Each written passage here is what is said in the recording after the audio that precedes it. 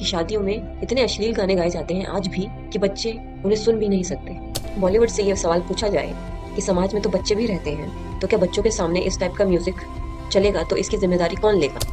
बाहों में भाभी सो जा, तेरा देवर करेगा पंखा, इस टाइप के बोल लिखे हैं चमकीला के गाने में। तो सवाल यह है कि जिस देश में रामायण में यह सिखाया गया हो कि भाभी माँ के समान होती है और जहाँ लक्ष्मण ने एक बार भी भाभी को नजर उठाकर ना देखा हो, उस देश में इस तरीके से कोई बोल लिखे तो उस चीज को गलत नहीं माना जाएगा तो क्या माना जाएगा? ऐसा ही हाल कुछ भोजपुरी इंडस्ट्री का भी है आज। भोजपुरी इंडस्ट्री ने बिहार का इतना बुरा हाल कर दिया है कि वहां पर अब फीमेल्स अपने आप को सेफ महसूस नहीं करती और सारे रिलेशंस सेक्सुअल कॉन्टेक्स्ट में ही लिखे गए थे। अगर कोई चमकीला के गाने सुन ले या सुनता होगा तो वह कभी भी इन रिलेशंस को रेस्पेक्ट नहीं दे पाएगा। पड़ोसी के घर मातम छाया हो तो दूसरा पड़ोसी जश्न कैसे मना सकता है? चमकीला मूवी यह क्वेश्चन उठाती है कि जो समाज देखना चाहता है वही हम दिखाते हैं, तो प्रॉब्लम क्या है? ऐसा क्वेश्चन वही लोग उठाते हैं जिनमें स्पिरिचुअलिटी की बिल्कुल समझ नहीं होती। इसीलिए आध्यात्मिक शिक्षा यानी स्पिरिचुअल एजुकेशन इम्पोर्टेंट होती है। अगर आप बुरा देखेंगे और बुरा सुनेंगे तो आप में एनिमलिस्टिक कैरेक्टर्स डोमिनेट करेगा, यानी आपकी कॉन्शियसनेस कम होगी। जिस तरीके के चमकीला गाने गा रहा था उससे पूरे समाज की कॉन्शियसनेस का लेवल कम हो रहा था या हो जाता। हर रिश्ते को सेक्सुअलिटी की नजर से देखना ठीक नहीं है। हेलो व्यूअर्स, चमकीला कहानी है एक ऐसे आदमी की जो कहता था कि उसे गलत सही समझ में नहीं आता। ये कहानी 1980s की टाइम की है और एक रियल स्टोरी है जो चमकीला नाम के सिंगर पर बनी है। चमकीला ने बचपन से ही ऑब्जर्व किया था कि लोग सेक्सुअल कंटेंट को ज्यादा पसंद करते हैं, जैसे कि शादी में गाए जाने वाले गाने। वैसे ये बात एकदम सही भी है कि शादियों में इतने अश्लील गाने गाए जाते हैं आज भी कि बच्चे उन्हें सुन भी नहीं सकते। यही सब चमकीला ने ऑब्जर्व किया और उसने भी अश्लील गाने लिखे।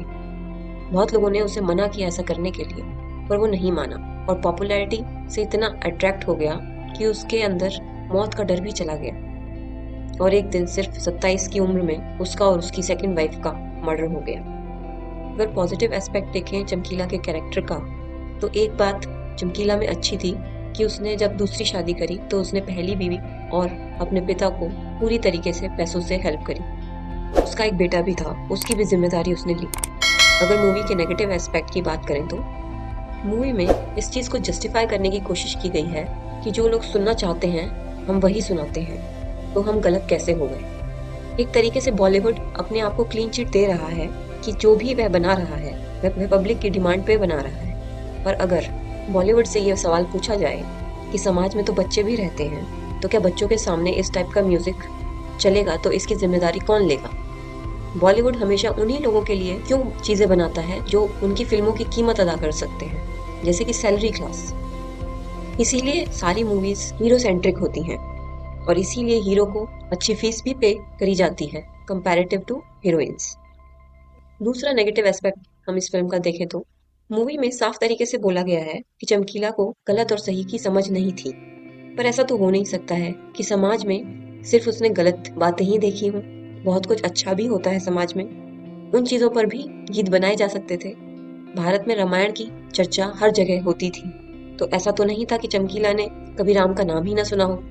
पर चमकीला के गाने के अगर आप बोल देखेंगे तो उसके गाने के बोल हैं, बाहों में भाभी सो जा, तेरा देवर करेगा पंखा, इस टाइप के बोल लिखे हैं चमकीला के गाने में।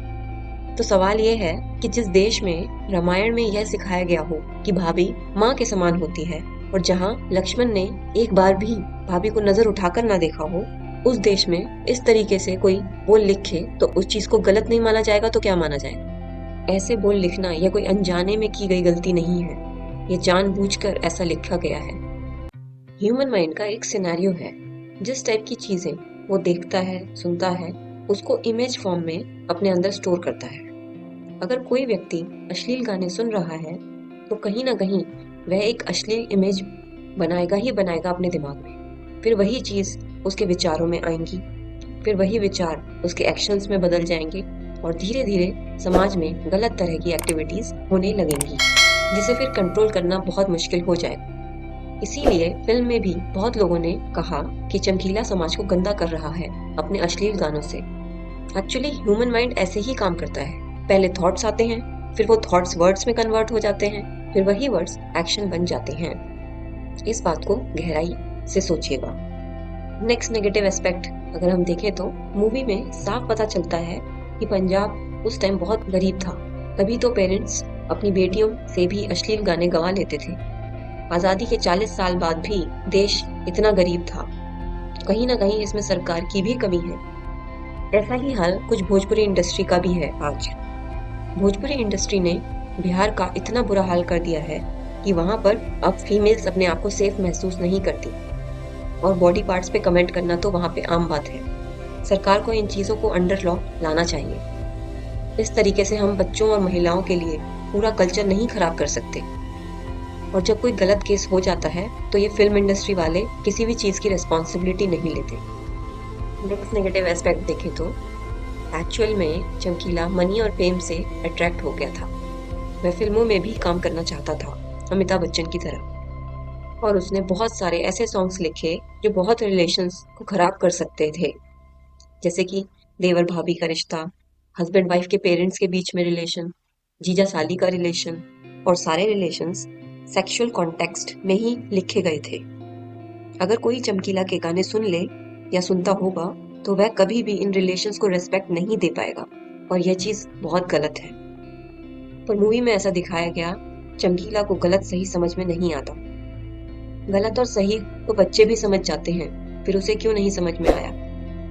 यानी उसे समझ में आता तो था, पर उसे पैसा और पॉपुलैरिटी चाहिए थी।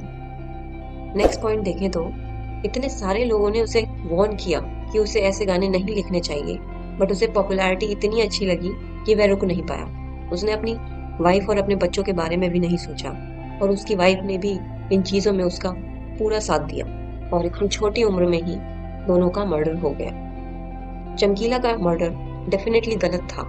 उसको कोर्ट केस से भी रोका जा सकता था या पुलिस वार्निंग से भी रोका जा सकता था, पर उसका मर्डर हो गया, और आज तक ये अननोन मिस्ट्री है कि किसने उसका मर्डर किया और क्यों। नेक्स्ट नेगेटिव पॉइंट ऑब्जर्व करें तो चमकीला ने अपनी शादी की बात किसी को भी नहीं बताई थी। उसने अपनी सेकंड वाइफ को शादी के समय पर भी कुछ भी नहीं बताया अपनी एक्स वाइफ के बारे में, जबकि उसका एक बेटा भी था। ये बात पूरी तरीके से अनएक्सेप्टेबल है। Next most important negative point है कि जब 1984 में पंजाब में दंगे हुए तो भी वह हर जगह गाने गाता रहा। यह पूरी तरीके से एक इंसेंसिटिव इंसान का नेचर दिखाता है। चाहे उसे किसी ने भी भड़काया हो, बट एक इंसानियत के नाते ही सही वो अपने गाने रोक तो सकता था कुछ समय के लिए।